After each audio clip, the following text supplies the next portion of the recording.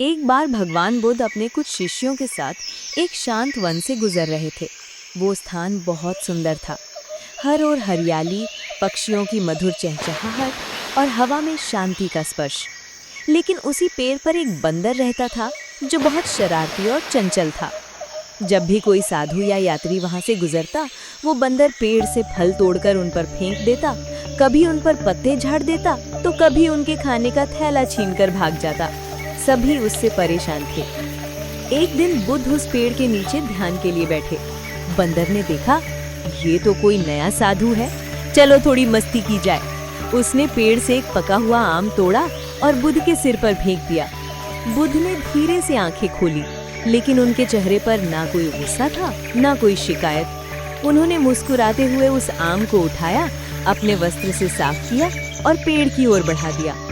बुद्ध बोले, मित्र, तुमने मुझे जो दिया, मैं उसे क्रोध में नहीं, प्रेम में लौटा रहा हूँ। फल तो अमृत होता है, उसे किसी को चोट पहुँचाने के लिए नहीं, प्रेम से देने के लिए बनाया गया है। बंदर ये सुनकर हक्का बक्का रह गया। वो तो रोज लोगों से डांट और मार खाने का आदी था, पर आज किसी ने उस पर प्रेम लुटाया था। बुद्ध की कोमल वाणी उसके मन में उतर गई। अगले दिन जब बुद्ध फिर उस रास्ते से गुजरे, तो वही बंदर पेड़ से उतरकर उनके सामने बैठ गया। उसने अपने हाथों में कुछ केले लाकर बुद्ध के चरणों में रख दिए। बुद्ध मुस्कुराए और बोले, देखो, तुम बदल गए हो। क्रोध से नहीं, प्रेम से ही मन का रूपांतरण होता है।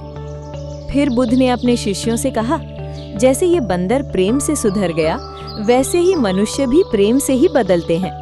किसी के भीतर का अंधकार प्रकाश से ही मिटता है, गुस्से से नहीं। उस दिन से वो बंदर जंगल का सबसे शांत जीव बन गया। अब वो आने जाने वाले यात्रियों की रक्षा करता और जो भी थका हारा साधु उस पेड़ के नीचे विश्राम करता, उसे फल लाकर खिलाता। बुद्ध ने अंत में कहा, अगर कोई तुम्हें पत्थर दे तो तुम उसे फूल लौटाओ, क्योंकि यही करुणा का सच्चा मार्ग है। सीख, प्रेम और करुणा से बड़ा कोई बल नहीं है।